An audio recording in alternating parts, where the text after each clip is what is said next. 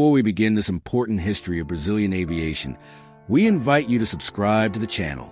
Here you'll find impactful reports, reported analyses, and real stories that have left their mark on the world of aviation. Don't miss any content. It was late afternoon on July 17, 2007. Tam Airlines Flight 3054, an Airbus A320, had taken off from Salgado Filho Airport in Porto Alegre, bound for Congonhas Airport in Sao Paulo. On board were 187 people, including passengers and crew. It was an ordinary trip on a typical winter day in Brazil. The sky was cloudy and a light but steady rain fell over the city, making operations at the busy airport more challenging. Congonhas, known for its central location and short runway, demanded the utmost precision from pilots, especially in adverse weather conditions. In the cockpit were Captain Enrique Stefanini D. Sacco and First Officer Kleber Lima, both seasoned aviators. Throughout the flight, everything proceeded normally. The crew had been informed that the main runway at Congonhas was wet but operational.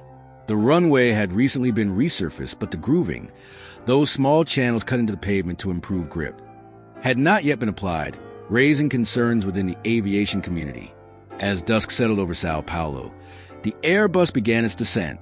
The city glowed below with its usual spectacle of lights and traffic. The aircraft was clear to land on runway 35L. The approach seemed stable, but the situation demanded total attention. Rain fell moderately, and visibility was decent. Inside the cabin, passengers prepared for landing. Seatbelts fastened, seatbacks upright, and a shared sense of routine expectation. At 6:54 p.m., Flight 3054 touched down. What should have been the final moment of a routine journey became, in seconds, one of the deadliest aviation disasters in Brazilian history. Instead of slowing down, the plane continued to speed across the runway.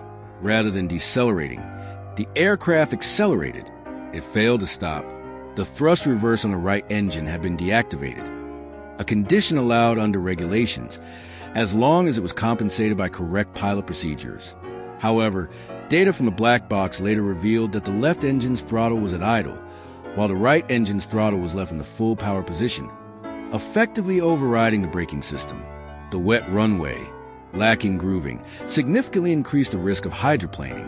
The Airbus skidded the entire length of the runway without slowing down.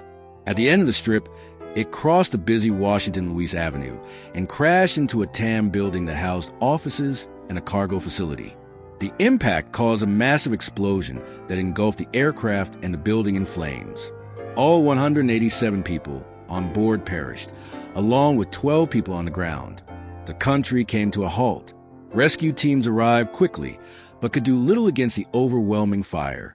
Thick black smoke billowed into the Sao Paulo skyline as sirens screamed through the evening. Scenes of despair unfolded outside the airport. Families crowded the terminal, desperate for news. Reporters broadcast the horror live. Amid the chaos, one question echoed: how could this have happened? In the following days, investigators worked tirelessly. Analysis of the flight recorders confirmed that the incorrect throttle position was decisive. The aircraft systems interpreted that one engine was still in full power, disabling the automatic brakes. Combined with a slick, grooveless runway, stopping the plane became impossible. The tragedy triggered widespread repercussions in Brazilian aviation. Urgent changes were demanded. The runway at Congonhas was closed for grooving installation. Operating procedures were reviewed and reinforced. The actions of National Civil Aviation Agency, ANAC, and airport operator Infraero came under intense scrutiny. The crash also reignited debate over the location of the airport, surrounded by dense urban development and heavy traffic. But no regulation or policy change could undo the pain left behind. Flight 3054 became a symbol of the human cost of error and negligence. Lives were lost, entire families shattered, futures erased, plans unfulfilled. Each passenger had a unique story: children returning home, workers on the move, vacationers, ordinary people brought together by fate. Today, a sculpture and memorial stand at the crash site, honoring the victims. Names are etched in marble, surrounded by flowers, messages, and prayers.